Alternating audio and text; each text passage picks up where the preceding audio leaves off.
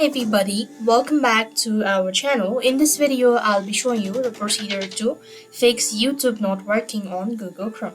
To fix this, you want to first of all open your browser, and next what you want to do is click on the three dot icon from the top right hand side corner of your screen and go to settings from the bottom. Then you want to go to privacy and security. Underneath, you simply want to go ahead and click on delete browsing data. So sometimes clearing your cache is going to help you out to fix it. So make sure to mark on browsing history and cache image and files. Once you've done it, so click on delete data at the bottom, and this is going to help you out to fix the issue. Despite that, if the issue still persists on, you could try using a different browser, or maybe there is an issue with the browser itself, so consider using some other alternative browser as well.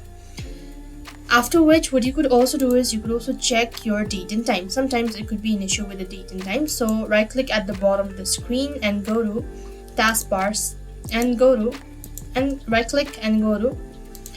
click at the date and time and go to adjust date and time. This is going to directly take you to the settings page.